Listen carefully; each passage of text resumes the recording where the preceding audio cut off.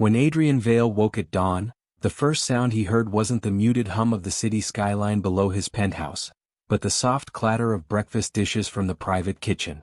For a man whose life operated on silent automation assistants, algorithms, and calendar alerts, that human sound did something curious inside him. It replaced the usual sterile rhythm of his mornings with warmth he hadn't felt since childhood. From the doorway he watched her. Elisa moved with quick, purposeful grace, her hair tied in a loose knot, stray wisps catching the pale morning light that spilled through the panoramic windows. She hummed under her breath, unaware of him or pretending to be. He could never tell which. "Mr. Vale," she said without turning. "You shouldn't be sneaking up on staff before coffee." He smiled, a rare, genuine smile that startled even him. "Then maybe staff shouldn't hum like they're auditioning for a musical at sunrise." She laughed softly, still not turning, unconsciously controlling the room's mood simply by being in it.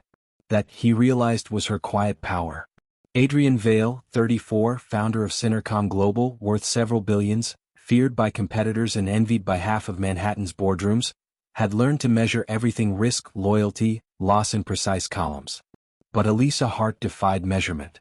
She'd been hired through the household agency 8 months ago, a last-minute replacement for a maid who had left abruptly. He remembered interviewing her briefly only because she'd corrected him, politely but firmly, on how to pronounce her last name. Since then, she had somehow erased the invisible line between service and significance. The staff liked her. His austere mother tolerated her. Adrian himself had started to know that word felt too small. He'd started to need her presence. "Meeting at 9?" Elisa asked, carefully plating an omelet with the exact presentation he preferred, though he'd never told her he noticed. "Board review," he confirmed. "And an investor call at 10. Then the World Tech Gala tonight. Where you'll win an award for being the man who never takes a vacation," she teased. "Does that come with applause or concern?" "Concern," she said simply. "Even machines need downtime." He admired her candor. Most people in his world spoke to him like he was a headline, not a human. Elisa talked to him as though he still had room to grow. Later, after breakfast, when he returned from dressing in his usual gray precision, he found a small folded note beside his coffee mug. "Don't forget to breathe today." He didn't realize how tightly he'd been holding his breath until then. By noon the boardroom was a battlefield of subtle wars. Adrian handled investors with fluent authority, but the note burned lightly in his pocket, distracting him with the memory of her calm tone. He kept catching himself wondering if she'd eaten lunch, if she was still humming in the kitchen, if she'd look up when he walked back in tonight. That evening at the gala, surrounded by chandeliers and congratulations, the emptiness bloomed louder. A gold trophy in his hand felt lighter than one smile from her. When he returned home after midnight, the apartment was dark. Only the faint smell of jasmine, her cologne, lingered near the stairwell. On the counter waited a covered dish and another note. "You skipped dinner again. I guessed on your favorite soup. Good night." He reheated it himself. The first spoonful tasted like normalcy. Days curved forward the same way. One morning, he found her teaching his driver's teenage son how to tie a perfect Windsor knot before a school ceremony. Another, she was sitting cross-legged on the marble floor helping the housekeeper's granddaughter color paper flowers. Her laughter filled cold spaces in the mansion that had forgotten how to echo joy. When Adrian finally admitted to himself that he was falling for her, it was on a storm-swept Thursday. Power flickered, meetings shifted online, and in a rare moment of vulnerability he found her trying to rescue a small bird trapped on the balcony. Rain plastered her hair against her cheeks. Lightning painted her silhouette in silver. "You're going to get yourself electrocuted?" he called, startled by fear he didn't recognize. "Better me than the bird," she replied, cupping the trembling creature in her hands before releasing it into the rain. He stepped forward, covering her with his umbrella. For a second, they both watched the freed bird disappear into the clouds. "That's what you do, isn't it?" she murmured. "What?" "Release anyone who feels trapped," she said, meeting his gaze. "Even yourself." Something cracked in him, then a sealed door opening to air he didn't know he'd been starving for. In the days that followed, he tried to fight the growing pull between them.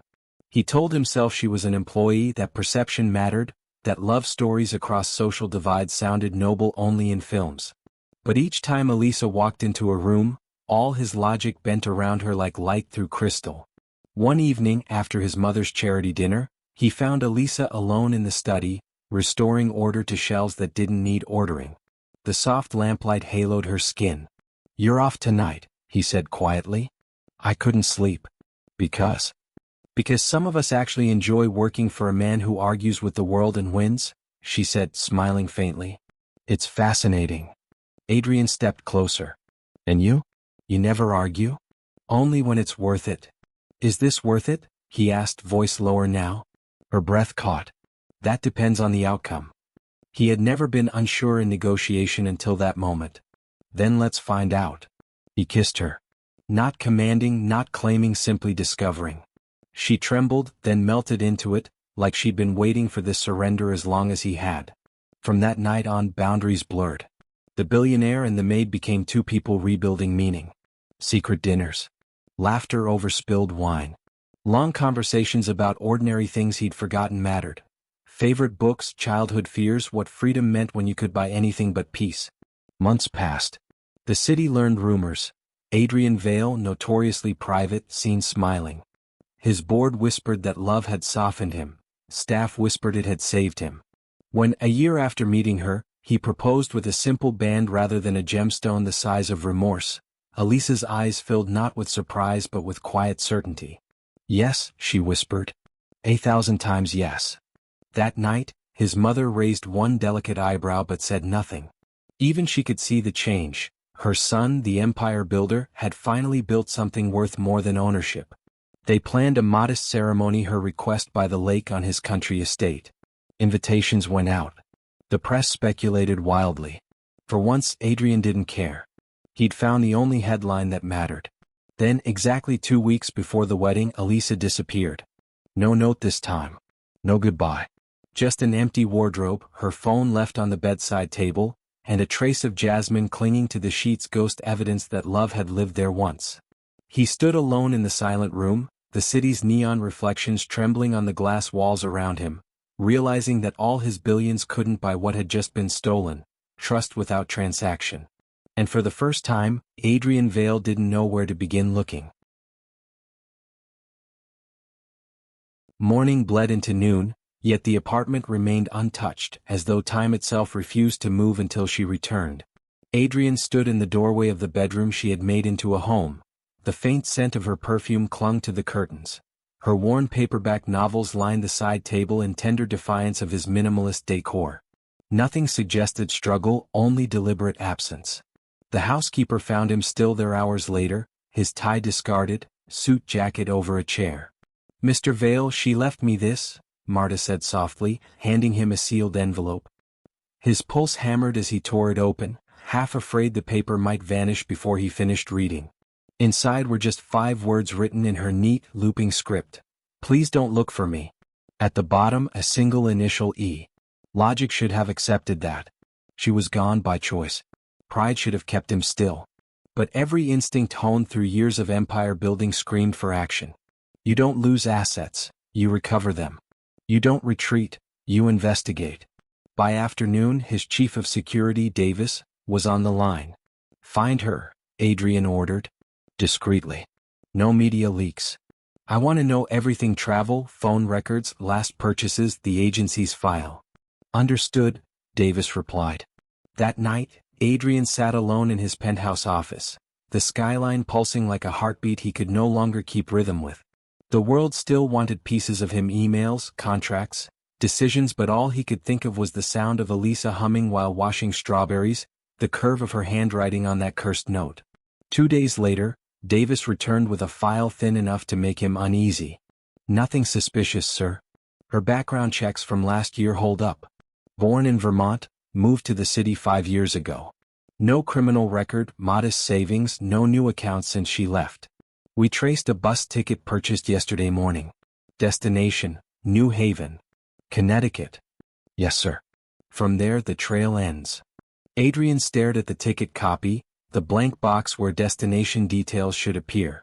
She had handwritten a note instead: "Family emergency." He exhaled sharply. She never mentioned family. "That's all we have." He dismissed Davis with a curt nod, but his thoughts refused dismissal. New Haven. Family emergency. Neither phrase fit the woman he knew, the one who planned, who confided that her parents had died when she was little, who said her only relative was a cousin somewhere out west. Something didn't add up. By the weekend, he found himself in the driver's seat of his own car for the first time in years, heading north through the thawing spring landscape. His mind, used to analyzing mergers, now picked apart fragments of memory, the subtle panic in her eyes when reporters swarmed them after the engagement, the hesitation in her laughter when he mentioned prenups, the unreadable pause that followed his mother's single skeptical comment, "Are you certain she isn't after your name?" He should have defended Elisa more fiercely that night. Instead, he tried to diffuse it with humor. Now every half-hearted reassurance felt like betrayal. In New Haven, he walked streets that smelled of rain and old ivy, asking polite questions that turned quickly into desperate ones. No one recognized her photo, a grainy still from their engagement announcement. He visited bus terminals, motels, cafes. Nothing. By dusk, exhaustion claimed him. He sat in the car outside a boarded-up bookstore, rain tapping the windshield. Maybe she had vanished because of him, because loving him meant surrendering every scrap of privacy. His phone vibrated. Davis again. "There's been an alert on her debit card," the security man said. "Used this afternoon at a roadside diner 30 miles north of you, place called Harper's." Adrian gripped the wheel. "Text me the coordinates." The diner sat lonely between stretches of pine forest, its neon sign flickering against the mist. Inside, the smell of coffee and fried onions wrapped around him. He scanned the booths, couples, truckers, an old man reading a paper, but no Elisa. A tired waitress approached. "You want a seat?" He slid Elisa's photo across. "Have you seen this woman? She might have come through earlier today." The waitress squinted. "Pretty thing." "Yeah, she was here about 3 hours ago. Ordered pie, didn't finish it. Took a cab toward the lake cabins. Said she needed quiet to think." Hope flared like oxygen. He left a large tip and bolted into the rain. Half an hour later, gravel crunched under his tires as he reached a row of rustic cabins hidden among birches. The caretaker, a gray-bearded man in rubber boots, eyed him suspiciously. "Renters are private here." "I'm looking for someone," Adrian said, offering the picture again. Recognition flickered in the man's eyes before caution returned. "Cabin 6. But she told me no visitors." "I'll take responsibility." He climbed the narrow path. Lights glowed softly behind drawn curtains. His heart pounded with memories, the look in her eyes when he'd offered her the ring, the tremor in her hands when she'd said yes. He knocked once. Pause. Then footsteps. The door opened just enough for her face to appear, pale, startled, then guarded. "Adrian," she breathed. He stood drenched, searching her expression for anger, guilt, anything he could work with. "You told me not to look," he said quietly, "but you know I never listen to reasonable advice." Her gaze dropped. "You shouldn't have come. Tell me why and I'll leave." Rain filled the silence between them until she sighed and stepped aside. The cabin smelled of cedar and fresh laundry. A suitcase sat half-packed on the bed. She wore a simple sweater he didn't recognize. The diamond on her finger was gone. "I had to disappear," she said, wrapping her arms around herself.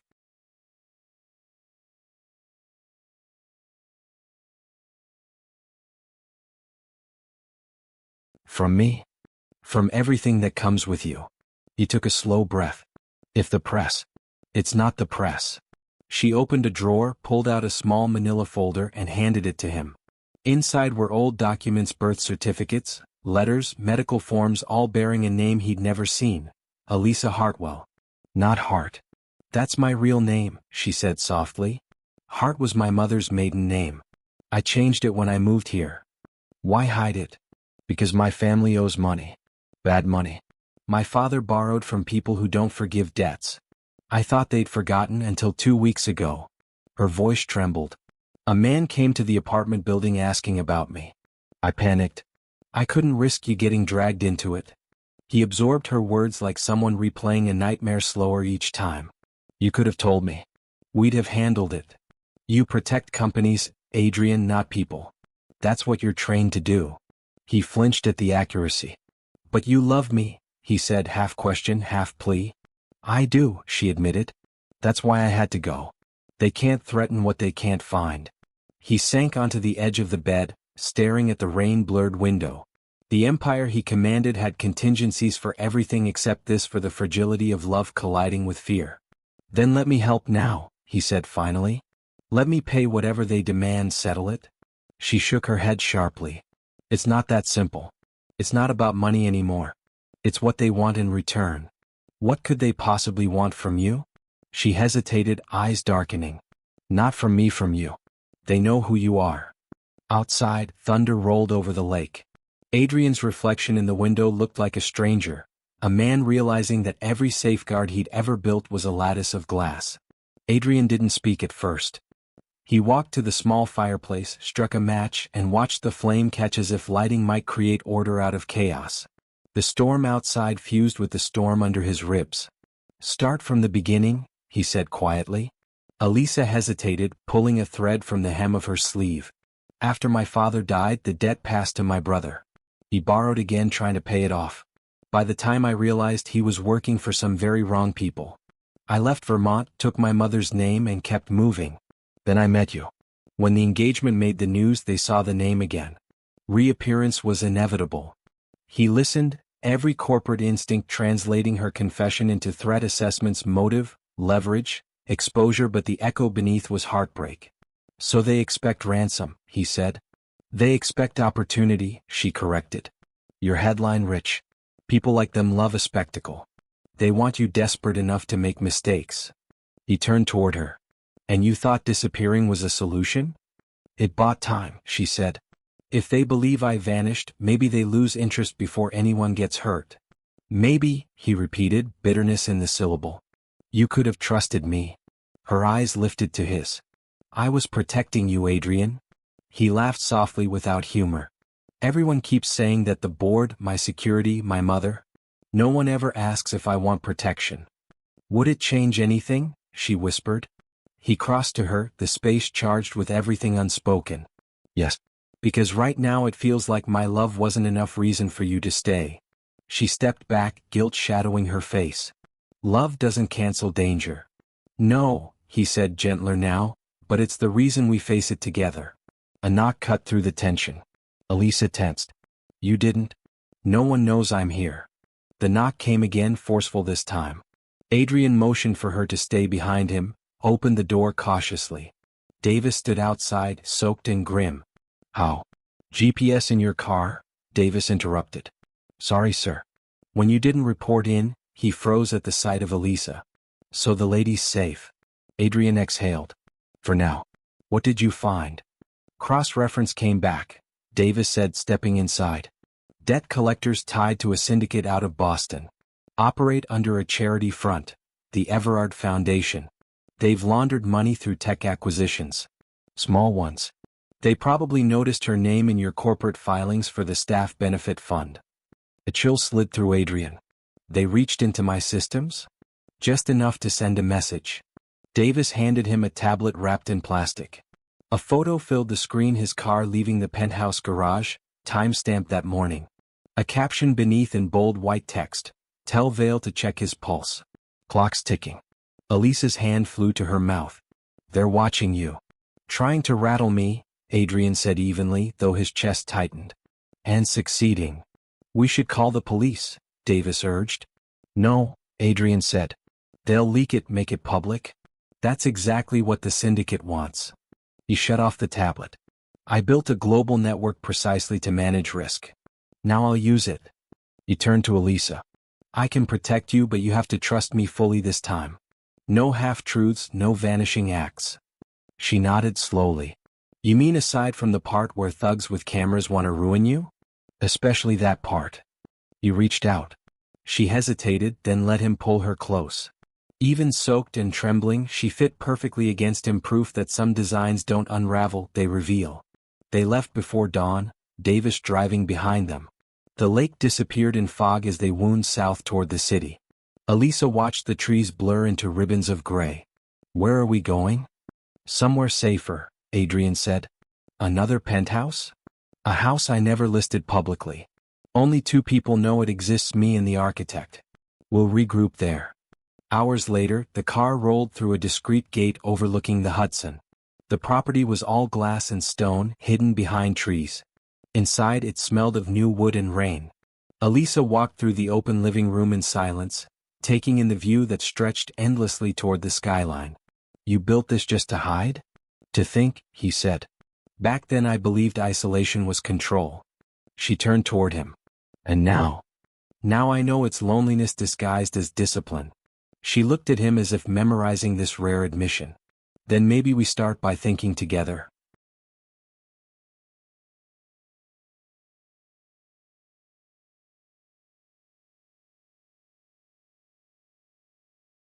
They talked for hours, details of the debt, names she remembered, every letter from her brother. Adrian dictated notes, mind swinging between lover and strategist. Where she saw fear, he saw a pattern. "If they wanted money, they'd have contacted me already," he said finally. "They're waiting for you to surface. That means publicity is their weapon." "So what's yours?" "Visibility," he replied. "If the story's told on our terms first, they lose power." "You can't," she protested. "A press conference will put a target on us." "Not a conference. A narrative."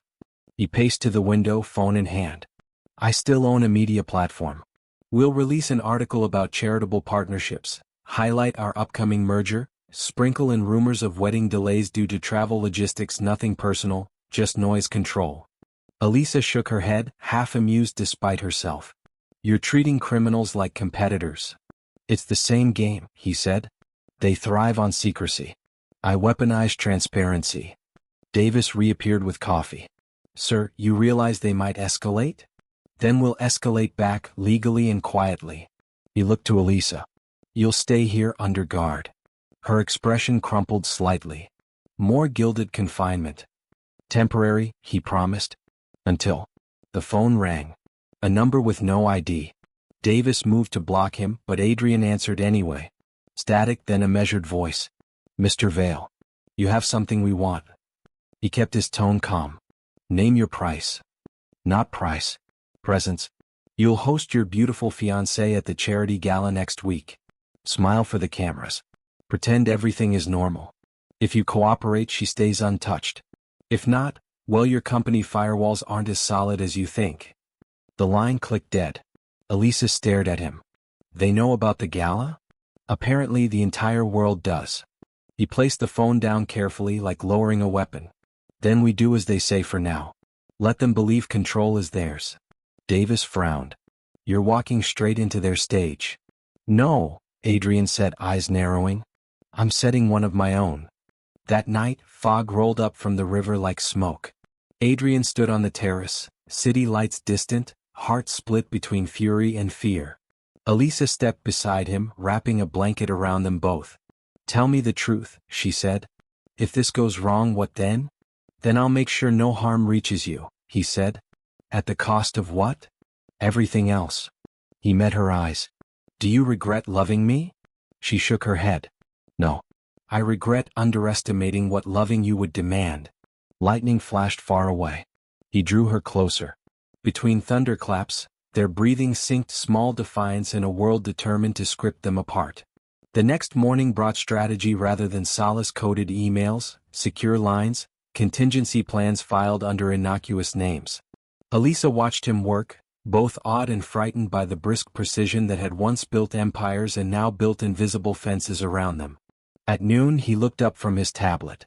"They used fear to control your life for years. We'll use truth to end it." "How?" she asked. He smiled faintly. "By giving them exactly what they asked for, a show. Only this one I direct." Outside, clouds broke open, sunlight scattering across the glass walls. For the first time in weeks, Elisa let herself imagine an ending that didn't begin with running. The following week moved like a fuse burning quietly, steadily, toward something explosive. Adrian's world narrowed to two goals: keep Elisa safe and expose the men who had turned her life into their leverage. He delegated his empire to deputies, scrapped meetings, and spent his daylight hours buried in encrypted servers with a digital forensics team pulled from his most trusted circle. At night, when the deadlines dissolved into silence, he would find Elisa sitting near the terrace doors, gazing out at the Hudson where light shimmered like fragments of calm. He joined her there one evening, laptop still open. "Progress," he said, though his eyes revealed more fatigue than satisfaction. Davis traced Everard Foundation shell accounts through 2 dummy corporations. If we can link them to known syndicate heads, we'll have grounds for federal investigation. Elisa tucked her knees beneath the blanket draped around her. Investigation means exposure, doesn't it? It means accountability, he corrected. And the end of their ability to threaten you or me. She looked unconvinced. They said to appear publicly together at the gala. Yes. That's tomorrow night. You're still planning to go? I'm planning to let them think they control the narrative, he said. While Davis and the forensics team trace the communication signals that follow my media accounts during the event. The syndicate will monitor, we'll watch them watching us. She exhaled. So we become bait. Something like that. Perfect, she said dryly, leaning her head against the sofa. I always wanted to spend my Friday evening pretending not to be terrified. He closed the laptop and reached for her hand. You don't have to come if you don't want to. Her fingers tightened around his. If you get to fight for me, I get to stand beside you. That's how this is supposed to work, remember? Something inside him eased a quiet, vital realignment of trust. On the evening of the gala, the mansion gleamed with glass and candlelight. The same journalist who once chronicled Adrian's business triumphs now whispered about the mysterious bride-to-be who vanished and reappeared.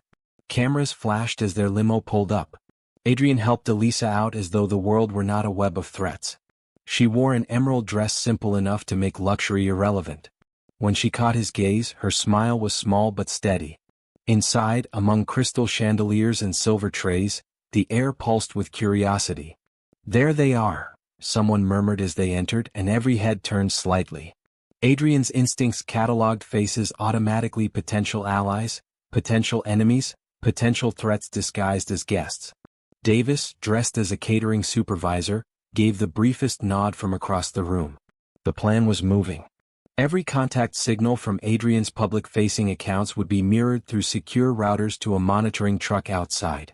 If any messages corresponding to the syndicate's known encryption signature appeared, they would locate the sender in real time. Adrian led Elisa to the main floor. Smile, he murmured. We're performing normal. I've never attended a Billionaire's performance before, she whispered back. He almost laughed, and the almost was enough to steady his voice when he lifted a champagne flute. For new beginnings, he told a cluster of investors who rushed to congratulate him. Elisa stayed close, answering gently when spoken to, embodying grace that felt immune to fear. Yet beneath her calm, she scanned exits, mirrors, reflections on wineglasses. It was impossible not to imagine danger hiding behind polite conversation. Halfway through the evening, a message appeared on Adrian's phone: anonymous number, single sentence. Lovely couple. Smile for the second dance. He showed it to Davis in passing. The security chief's jaw tightened. They're in the building. Keep tracing.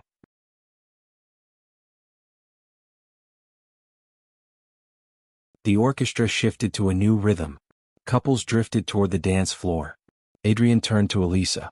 Apparently, we owe our admirers a performance. She blinked. You're serious? He extended his hand. Terrifyingly. Her eyes softened. Then let's make it a good one. They stepped into the circle of light. Music swelled, strings weaving something timeless. His hand found the small of her back. Hers rested just above his heartbeat.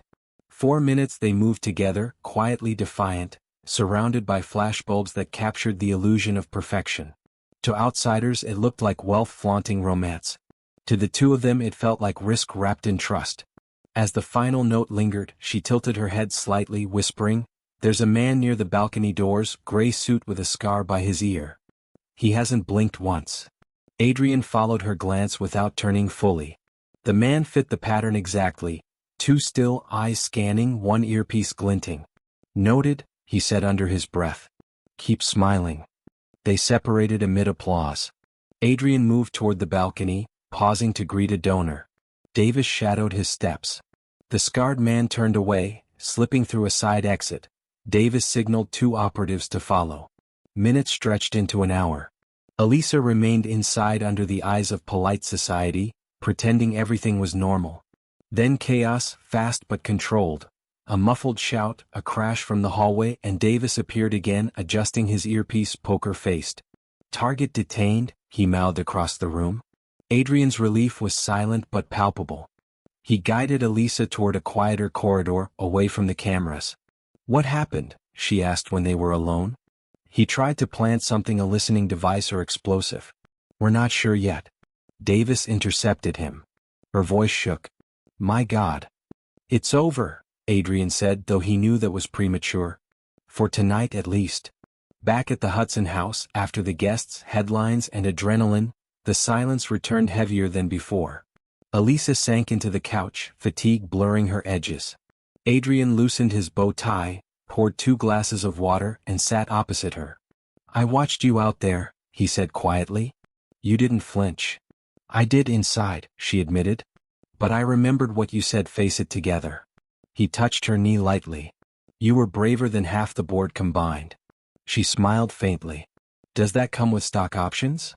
He chuckled, the sound unguarded. "Better. It comes with a promise that this ends now." Her smile faded. "How can you be sure?"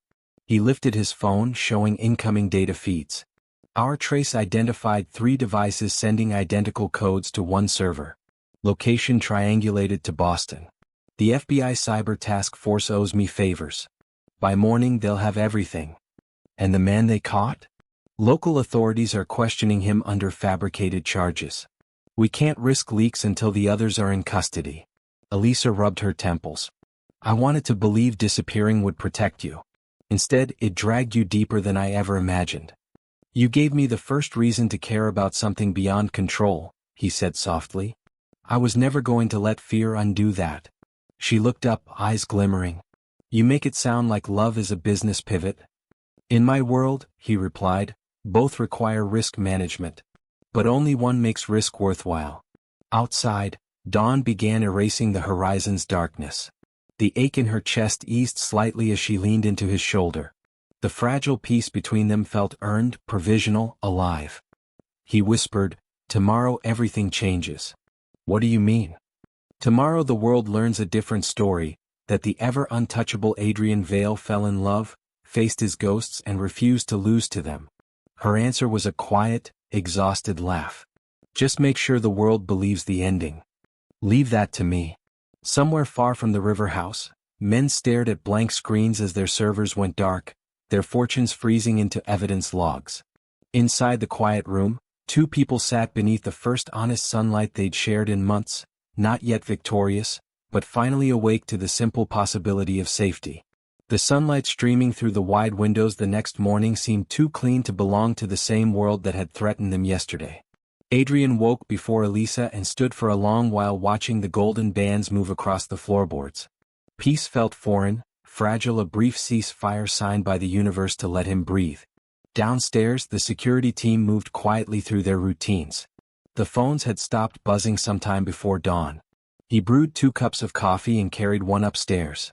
Elisa stirred as he approached, the sheet shifting against her shoulder. For a moment he imagined that none of it, the threats, the syndicate, the fear, had ever intruded between them. Just the morning, the smell of coffee, and her voice murmuring his name half asleep. "Good news or bad?" she asked, blinking into the light. "Too early for either," he said. But the agents confirmed overnight arrests in Boston. Davis forwarded the preliminary report. Dozens of false accounts frozen, ringleaders detained. Her brow furrowed as she tried to process it. "So it's over?" "Mostly. There'll be hearings, paperwork, an avalanche of statements. But their hold on you is gone." She exhaled, then laughed softly, a sound half joy and half disbelief. "I keep waiting for something else to go wrong." He set the coffee beside her. "Maybe we just get to have quiet for once." Elisa sat up, pulling her knees to her chest. "Quiet? That sounds impossible." "Let's make it sound ordinary," he said. The day unfurled gently. Headlines ticked across financial screens about the Everard Foundation's collapse. Adrian gave one controlled interview through a trusted journalist, framing the arrests as a byproduct of corporate fraud investigations, carefully omitting any mention of personal connection. The narrative took hold. Billionaire philanthropist aids authorities, protects community funds. The world saw heroism, Only he and Elisa knew it masked something far more intimate. By late afternoon, newspapers called him invincible again. The word made him uneasy. Invincible people don't learn. He wanted something smaller, something fragile enough to feel real. In the kitchen, Elisa cooked for the first time since her disappearance. The rhythm of her movements, slicing, tasting, laughing at a mistake with the salt, filled the house with warmth more restorative than any expensive art could provide. When she caught him leaning against the doorframe watching her, she grinned. "If you're going to stare, at least set the table." He took plates from the cupboard, but his mind stayed on her voice. "You realize," he said, "we haven't actually talked about us. What happens now?" She paused, spoon halfway to the pan. "I was waiting for you to bring that up." He gestured toward the dining room. "Come on. Over dinner, without thunder or reporters." They sat opposite each other while rain began, soft and unthreatening, against the glass. "I bought the ring back," he said finally. "From the jeweler who made it. He heard rumors you'd vanished, assumed I'd asked for a refund." Her eyes widened. "You didn't?"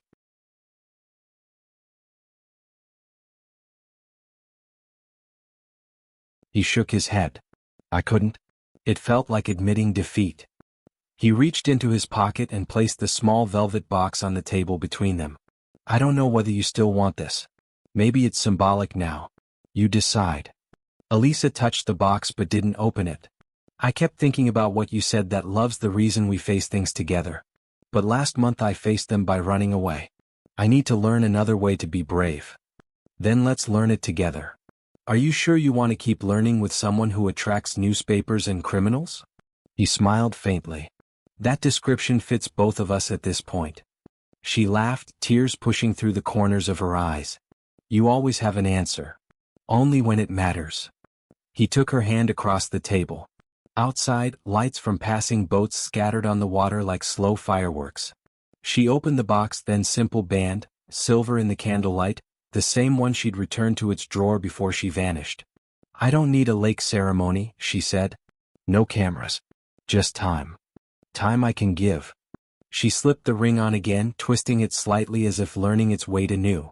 Around them the house exhaled with the sound of rain and new possibility. Weeks passed in quieter rhythm. While Adrian's company managed the ripple effects of the investigation, he spent more hours at the river house than at board meetings. Reporters eventually lost interest. What replaced them was life in small portions. Breakfast outdoors, arguments over whose turn it was to drive into town for groceries, late nights reading on opposite ends of the couch. Sometimes silence carried old tension, the kind that lingers after fear leaves, but mostly it was companionable.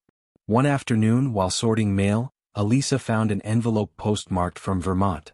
Inside lay a letter written in a hand she hadn't seen in years. Her brother. The words trembled across the page. "I heard what happened. They came for me too. I'm tired of running. I'm turning myself in. You were right to leave." Tears blurred the ink. Adrian found her sitting on the porch steps, letter clenched in her hand. "He's alive," she whispered. "That's good news. It feels heavier than I expected." He sat beside her, reading the apology scrawled along the margin. "Let it be heavy. Then let it go." She nodded slowly. "You make it sound simple." "It's not. But it's necessary." The air smelled of pine and wet earth. She folded the letter carefully and placed it on the table beside them. "We never really choose our families," she said. "But we can choose who becomes family." He looked at her, eyes softening. "Does that mean I passed the audition?" "Barely," she teased, leaning against him. Summer crept in quietly. The wounds between them, trust, anger, guilt, began to heal, not through grand gestures but daily reliability. Adrian discovered that love required the same vigilance as business. Pay attention, revise strategy, celebrate small wins. Elisa discovered that safety could be learned like language, spoken awkwardly at first, then fluently. One evening she returned from town with a small potted plant. "You can tell a lot about people by what they grow," she said, handing it to him. "And what does this say about you?" "That I want something alive depending on me again." He placed it on the kitchen windowsill. "Then it's ours." They spent that weekend turning the empty slope behind the house into a garden. By Sunday sunset their hands were streaked with dirt, laughter echoing between them. It felt absurd and wholly at once, a billionaire digging beside the woman who had once polished his marble floors. That night, as they sat watching fireflies over the water, Elisa said, "Do you realize tomorrow marks 1 year since the morning you almost lost me?" He nodded. "I think about it every day." "What do you think about?" "That fear can turn into gratitude when it ends differently." She smiled. "Gratitude for what?" "For second chances," he said. "And for the messes that teach us how to cherish peace." She rested her head against his shoulder, tasting salt where rain mingled with memory. "You really believe it's peace now?" "I think it's practice," he said. "Peace is something you keep choosing." The river shimmered under the moon as though nodding in agreement. For the first time, neither of them looked over their shoulders. By autumn, the river house had lost its scent of secrecy and begun to smell like life. Coffee in the morning, paper and ink from the books Elisa collected, pine smoke from the fireplace when evenings turned cool. Work calls dwindled to a minimum, replaced by long walks and deliberate attempts at normalcy that both of them knew were anything but ordinary. Whenever Adrian's phone vibrated, she still stiffened automatically. He noticed every time, waited until her shoulders eased. Healing wasn't linear, but it was visible. One crisp evening they hosted their first dinner for people who weren't guards or lawyers, a small group of friends from Adrian's philanthropic circle who had witnessed his life from the boardroom distance. Davis attended too, pretending he simply liked the food. Over dessert, one of the guests, a publicist famous for tactless candor, said to Elisa, "You do realize every woman in the city still wants to know how the untouchable Mr. Vale finally fell?" The table erupted in polite laughter, but Adrian watched her carefully. She didn't flinch. "He stopped reaching only for what he could control," she answered, smiling toward him. "Eventually he reached for what he could lose." A pause followed, brief, genuine, startled. Adrian felt pride unspool quietly in his chest. Later, after the guests left and Davis congratulated himself for surviving polite society, Adrian closed the door and said, "You handled that beautifully." "I was terrified." "You didn't look it." She stepped closer, taking his hands. "That's progress then." They stood there until the clock chimed softly, both aware that confidence felt new in her skin and precious in his.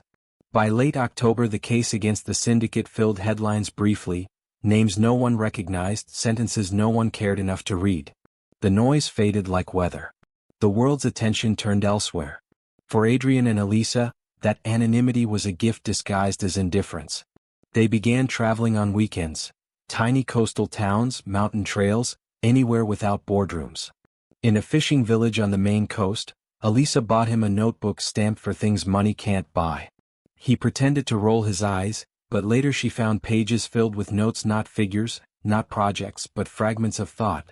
Her laughter when gulls steal fries, the way silence feels safe now, gratitude unquantifiable. In early November they returned to the city for the first time in months. The penthouse had been cleaned, dusted, restored to symmetrical perfection, yet the space felt foreign, too wide, too sterile. "This was my castle," he said almost to himself. "And now?" she asked. He ran a finger along the glass wall that framed the skyline. "Now it looks like an empty museum of an old version of me." She slid her arm through his. "Then let's treat it like one. Visit, remember, go home." Home. He realized she meant the river house, the place that had begun as refuge and become permanence. The word settled between them with a quiet authority he didn't question. That night they visited the rooftop where he used to host investor parties. Cold wind tugged at her hair. She looked around as though tracing ghosts. "This is where you lived when you believed solitude was safety," she said gently. He nodded. "And this is where I learned solitude was just another form of fear." She smiled faintly. "Good. Because I don't intend to let you hide in penthouses anymore." "Promise?" "Threat," she corrected. He laughed, and the sound echoed across the steel and glass like defiance. They left the lights on and didn't lock the door behind them. Winter arrived early. Snow gathered along the railings of the river porch, and the garden slept under frost. The quiet suited them. Work still called, but Adrian learned to detach. Video conferences replaced war rooms. His team managed what he no longer needed to control. One night while snow fell in slow, heavy flakes, Elisa found him sketching designs at the kitchen table. "Scheming again?" she teased. Always. He slid the pages toward her blueprints for a small community center labeled with her initials. Hartwell House. You'll run it? She studied the sketches, blinking. Me? You love books, children, quiet spaces, he said. It'll offer scholarships for young parents finishing degrees, a library, childcare. Consider it your project, not mine. I'll only sign checks. Her throat tightened. Why would you name it after me? Because every time I think about rescue, I think about someone choosing compassion over fear. She folded against him, voice muffled against his shoulder. You realize this means reporters will chase us again. Then let them chase something good. Over the following months, Hartwell House transformed from blueprint to living plan. Trips to the city alternated with visits to contractors, meetings with educators, and endless paperwork that never seemed tedious because the cause felt shared. Adrian discovered a different kind of ambition, one that built trust instead of dominance. Elisa learned to negotiate, to lead, to speak at panels where she told their story without confessing details. About love surviving power imbalances, about refusing to be defined by fear. The night the first stone was laid, they stood together on the muddy site under construction lights, each wearing hard hats far too large. You've built skyscrapers, she said. Does this feel smaller? He shook his head. This feels taller. February brought birthdays and snowstorms. On one particularly icy morning, the power flickered out. They wrapped themselves in blankets before the fireplace and spent hours talking about nothing, the best kind of conversation. At one point Elisa asked, Do you ever miss the adrenaline? The constant chase. He thought about it. Sometimes. Then I remember what it cost. Sleep, laughter, perspective. And then I look at this. He nodded toward the small living room bathed in firelight, and wonder why it took me decades to trade chaos for calm. She smiled. Maybe you needed to lose something first. I lost you, he said. For a while, she corrected softly. But you also lost the version of yourself who thought losing love was safer than feeling it. He touched her cheek. Then we both came back changed. Isn't that what real love does? He pulled her closer. I suppose so. Snow kept falling, blanketed the roads, isolated them for 2 whole days. They cooked with what they had, played music on an old speaker, danced barefoot on the wooden floor until laughter replaced the sound of wind outside. Between songs she asked, When the world stops knocking, what do you want next? He considered the question for a long moment. Maybe a family that knows dinners matter more than deadlines. Her lips curved into a smile she didn't try to hide. Then we should start having dinners more often. It was both a joke and a prophecy. He heard it as both.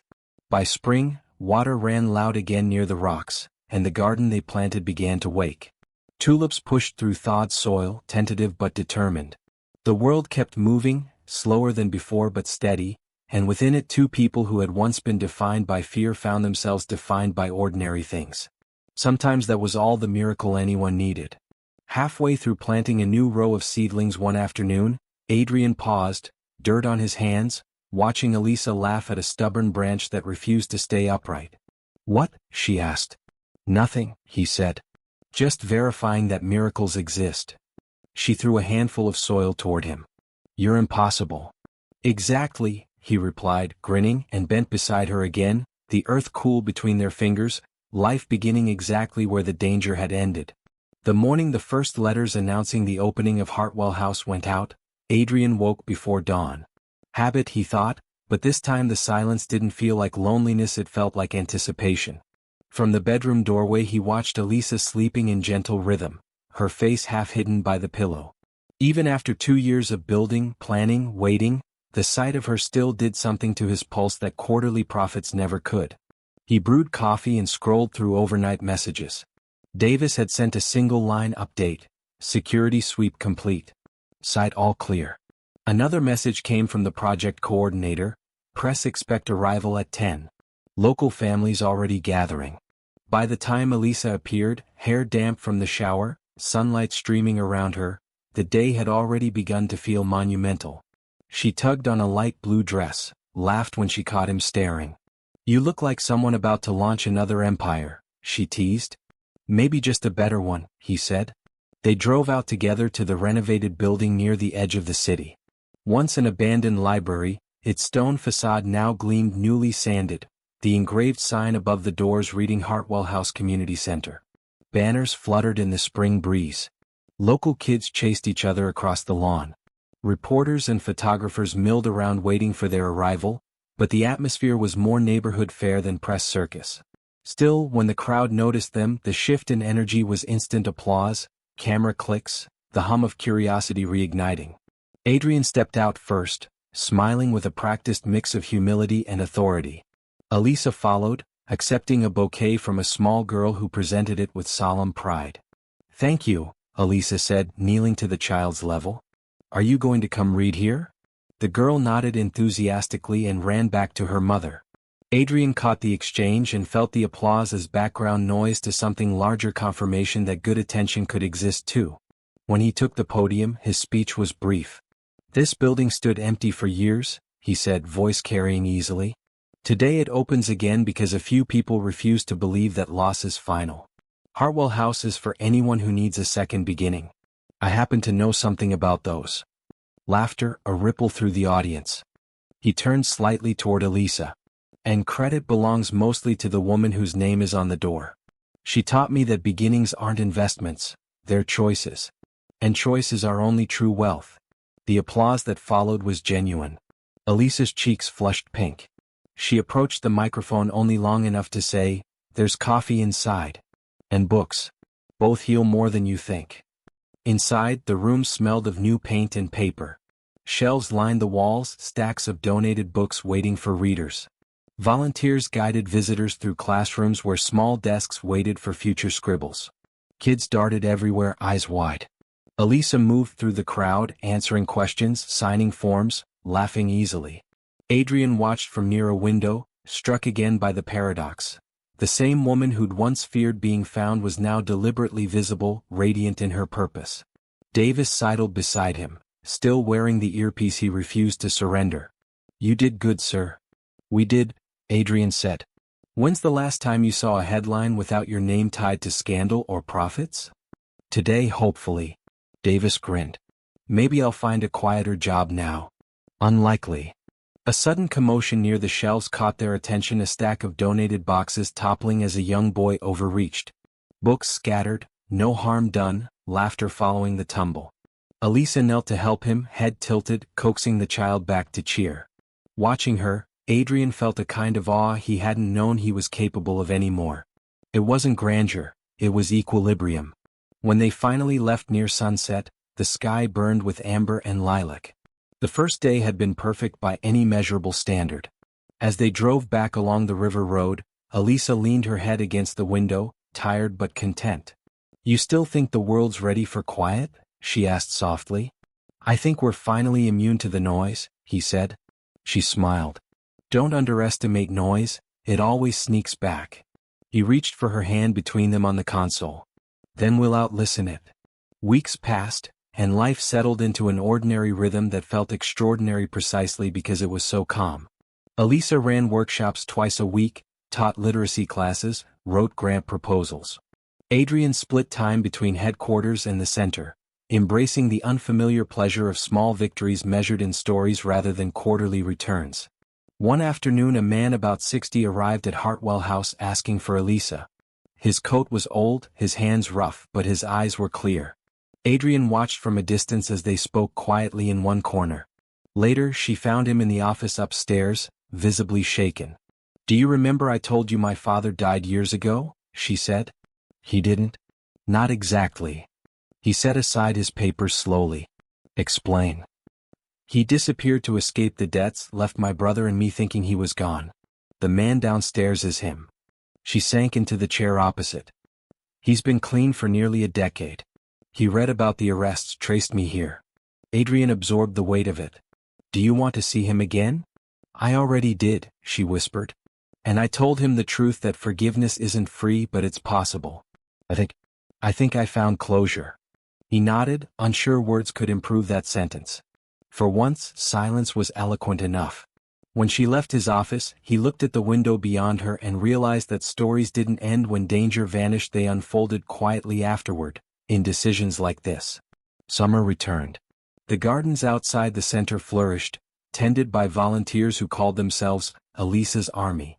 At the river house, vines climbed the porch rails, and laughter from weekend gatherings replaced the echo of alarms that used to monitor their nights.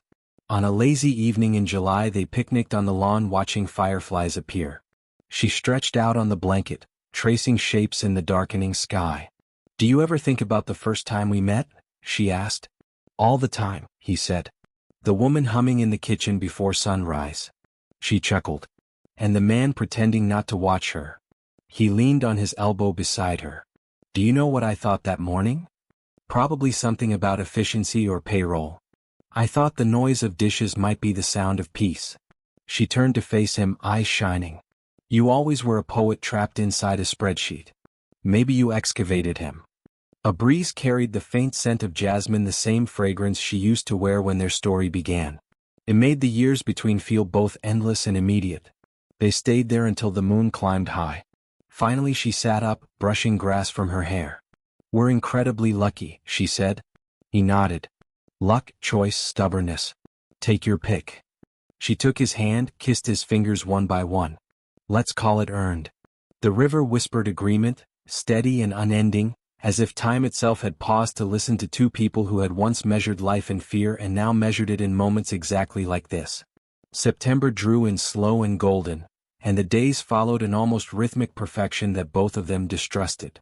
After so many storms, quiet could feel like the eye rather than the aftermath. But the quiet held. Adrian began mentoring young entrepreneurs from disadvantaged backgrounds at Hartwell House's evening program. Elisa added arts and literature seminars for children. What might have been an idle passion project now pulsed with genuine purpose. One warm afternoon they stopped by the construction site of the center's new wing, a small auditorium designed for classes and plays. Hard hats, noise, cement dust. The honest chaos he had once outsourced to others and now enjoyed. "Do you ever get tired of building things?" she asked over the hammering. "Only when they have no soul," he shouted back. "And this one does?" He looked at her, hair whipped by the wind, grin bright against the industrial gray. "You're here. That's enough soul." She rolled her eyes but blushed, the color of early apples. Later, driving home along the river road lined with fire-tipped trees, she asked, "Do you miss the city?" "Not even a little. I used to think life happened only where the noise was loudest. Now I know it happens where I can hear you breathing beside me." She laughed. "It's terrifying when billionaires turn romantic." "It's also very efficient," he said dryly. "Requires minimal meetings." She threw a crumpled napkin at him. That autumn marked the 3rd anniversary of her disappearance, the night that had once rewritten both of their lives. They didn't commemorate it publicly, but privately they did something small and significant. They visited the lake estate where the wedding should have taken place. The staff had kept it maintained. The garden still smelled faintly of roses, though the plants were wild now. Walking through the overgrown path, Elisa said, "Funny how everything still stands when we thought the world ended." "Maybe that's the point," he said.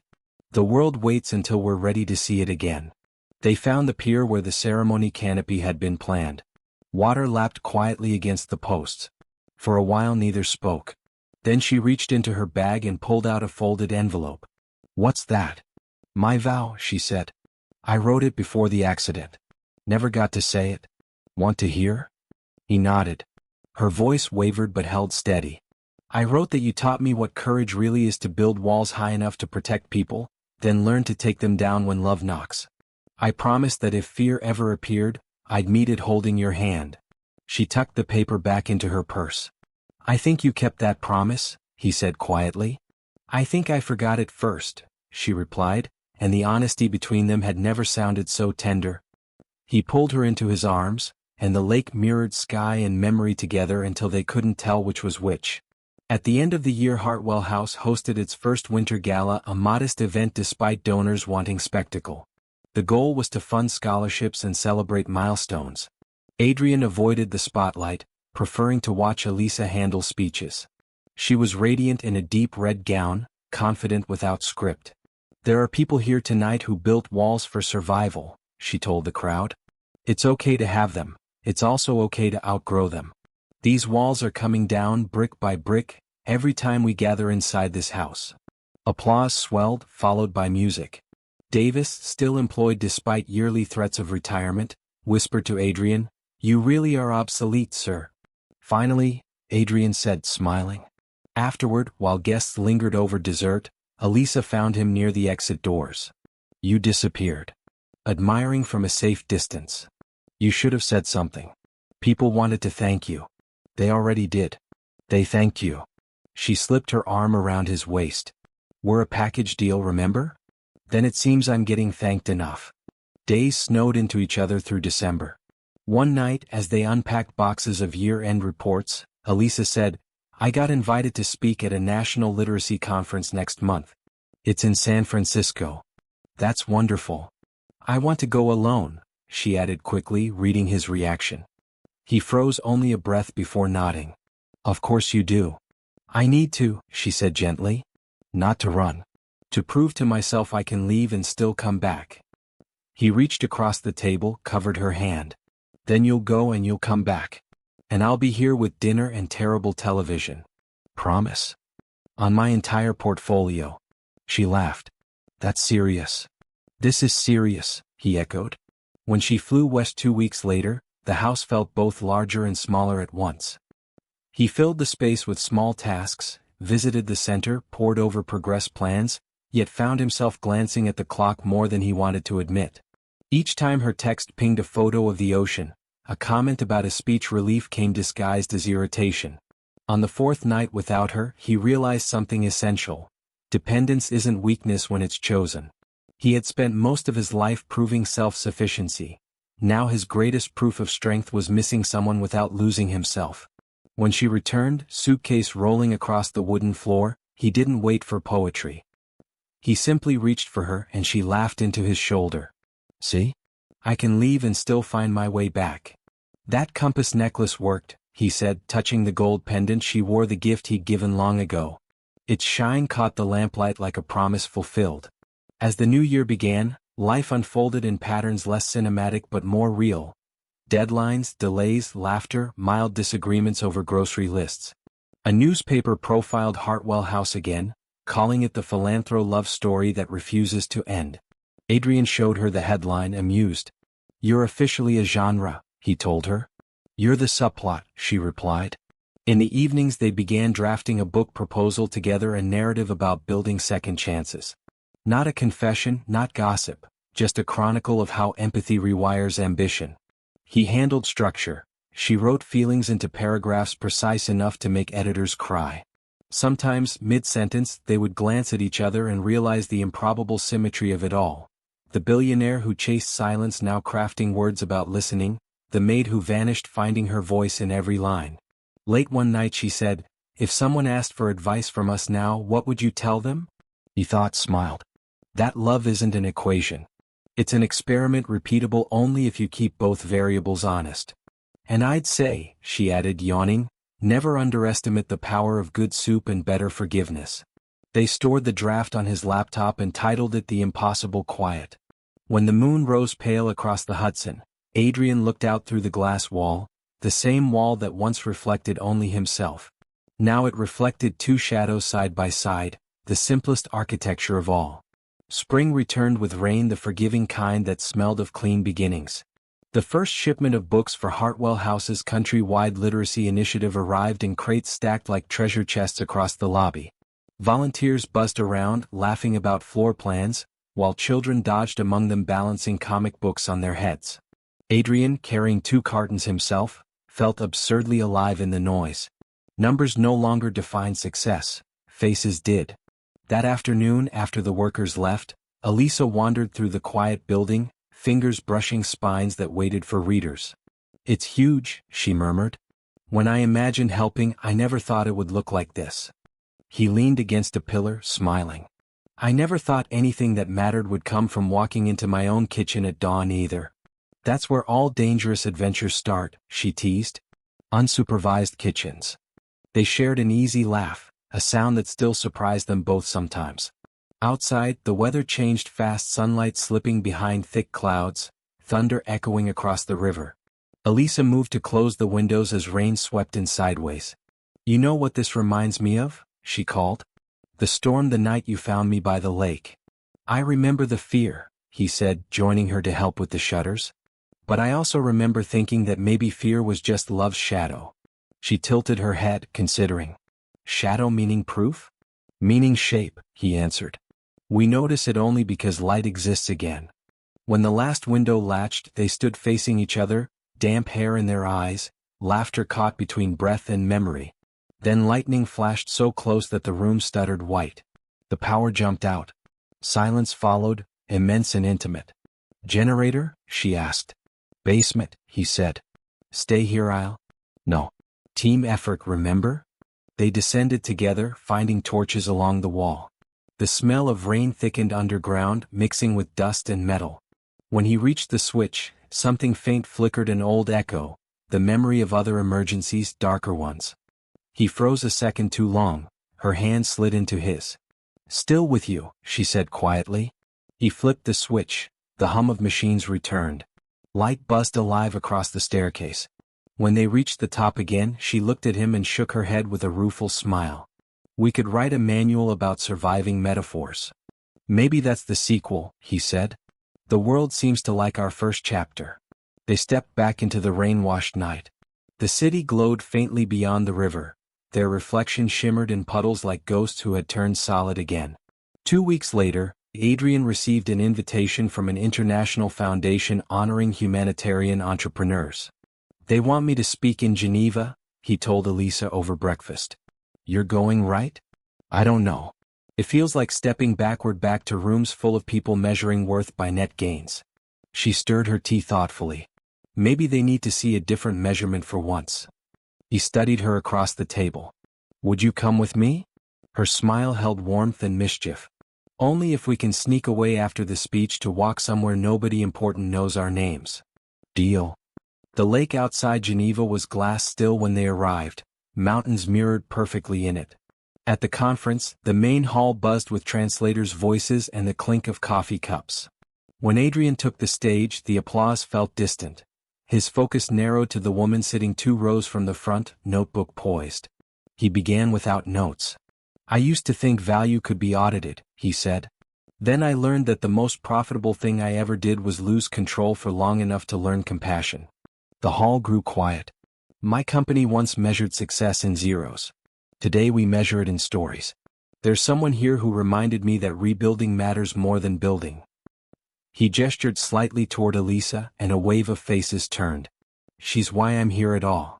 The applause was brief but sincere, and when he stepped down, reporters surged forward.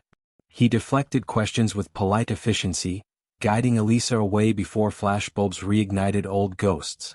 Outside, they walked along the lake promenade where swans cut wakes through reflected light. You didn't have to mention me, she said gently.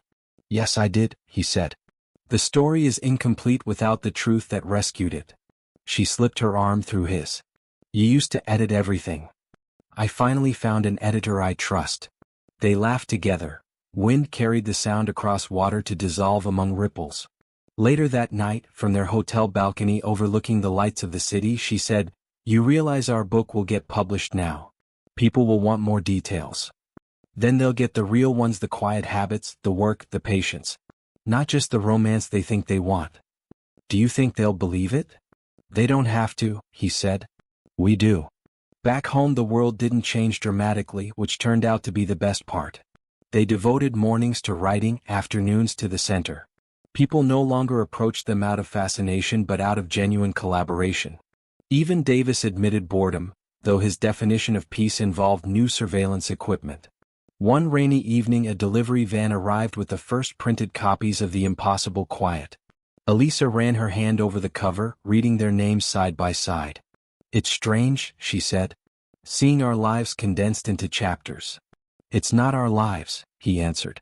It's the proof that we lived them. They poured wine, opened the first box and stacked copies on the table, laughing at the author photos where neither looked comfortable. Between toasts she said, You realize people might still call you the billionaire who fell for his maid. He clinked his glass to hers. Then let them. Every fable needs its headline. What matters is the next line. And what's the next line? He leaned closer. They lived loudly ever after. She rolled her eyes. You're impossible. That's what you said while throwing dirt at me in the garden 3 springs ago. Still accurate. They kissed amid open boxes, ink smell sweet as promise. Weeks later the reviews came thoughtful, surprised, even scholarly. Readers connected not with celebrity but with the simple idea that redemption could be practical. Libraries ordered extra copies. Students quoted passages about fear and forgiveness. Hartwell House hosted readings where Elisa listened to strangers describe how the story made them call someone they'd once wronged. One evening after such a session, the last guest gone, she turned to Adrian. When you built companies, you changed markets. Now you're changing people's evenings. Do you prefer this? Yes, he said without pause. Because markets rebound. People either heal or don't. And healing feels like profit you can hold. She wrapped her arms around him. You talk like someone who's finally exactly where he's supposed to be. He smiled against her hair. After a lifetime of maps, I just followed the compass. Rain began again outside, tapping softly against the glass. He looked down at her necklace glinting with every flash of distant light. We've come a long way from the maid and the man in the penthouse. Her reply was a whisper. We've just come home. Winter settled again, cool and polished. The river now a band of mist that rose each morning before the sun broke. 3 whole years had passed since fear had dictated how they woke. Now their lives measured themselves in quieter units, breakfasts not rushed, phone calls returned later, evenings turned sacred by routine. A half-written sequel sat on Adrian's desk, ignored each time dawn promised better distractions. One morning Elisa found him on the porch, watching geese arrow south. You're supposed to be writing, she said, stepping into his coat from behind, wrapping her arms around him. I am, he murmured. Internally. Dangerous process. People might think you're daydreaming. Same thing, he said. All inventions start as daydreams. She rested her chin on his shoulder. So, Mr. Visionary, invent breakfast before my stomach starts protesting. He laughed and let her drag him inside. Their teasing had become the scaffolding of peace. They used humor the way engineers use bolts to hold structure steady. After pancakes and ridiculous amounts of syrup, Adrian glanced at the calendar pinned near the fridge. I almost forgot, he said. The city's giving Hartwell House an award tonight. The program for community innovation? He nodded. They want both of us there. But if you'd rather not. I'd rather be late than absent, she replied. I've spent enough of my life disappearing. By evening, the auditorium shimmered with stage lights. Former students, now teachers themselves, filled the front rows. Davis stood by the door insisting he was off duty while scanning every face purely out of habit. When the mayor handed them the plaque, cameras flashed, but the scene felt small, local, real, not the global circus of years past. As applause faded, a teenage volunteer handed Elisa a microphone. Tell us your secret, someone shouted playfully. She looked out over the crowd, eyes finding Adrian's for reassurance. Secret? She repeated. Patience mostly. And forgiveness applied daily like sunscreen. When laughter rippled through the audience, she added quietly, also believing that love is a practice, not an event. Later, in the car heading home, Adrian said, You just condensed an entire philosophy into 30 seconds. I had an excellent editor, she replied. They laughed lightly, tired but content. January came with new snow and a new problem: expansions. Donors clamored for branches of Hartwell House in other cities. Elisa worried about dilution, Adrian worried about exhaustion. One night they spread maps across the dining table, both arguing gently. You're thinking scale, she said. I'm thinking soul. I'm thinking both, he countered. You can't protect soul without infrastructure. She leaned back, eyes glinting with amusement. If I ever lecture you about controlling too much, remind me of tonight. I'll record it for future use. They ended the debate with laughter, deciding to open just one satellite center and experiment combining their priorities. Planning replaced argument, hope replaced tension. During those months, each small decision reminded them how fragile harmony could be, yet how easily it could be recalibrated with honesty. Trust, they'd learned, wasn't static. It required tending like a garden once scorched by fear, now growing strong again. On the first warm evening of spring, they hosted a dinner for staff at the river house. Long tables spilled onto the lawn, fairy lights twisted through trees. Children darted between lantern poles. Adrian watched Elisa move through the crowd, telling jokes, pouring wine, listening as if each voice deserved space. This was what power looked like when it learned humility. Later, when guests drifted home, he joined her by the river. The moon rode high, bright enough to turn everything silver. "Remember when you said peace was practice?" he asked. "Yes. I think we're getting good at it." "Dangerous confidence," she said, smiling. "Life tends to test big declarations." As if summoned by irony, thunder rumbled far upriver. She laughed. "See? Immediate exam." They hurried inside just before rain whipped across the porch. By the time they reached the bedroom, laughter still clung to them like static. He touched her face, rain-damp hair curling at his fingers. "This is what the calm after the storm actually looks like," he whispered, and she answered not with words but with the quiet certainty of someone who believed him completely. Months drifted forward. The expansion succeeded. Another community house opened in Vermont, her birthplace reclaimed from fear. At its ribbon cutting she said, "The past isn't where we live anymore, but it's where we learn directions." Children released paper boats on the nearby creek, each bearing a wish written in crayon. Adrian caught hers before it floated away, "Keep choosing peace." When reporters asked how soon they'd marry officially, she smiled at Adrian and said, "We've been married by circumstance for years.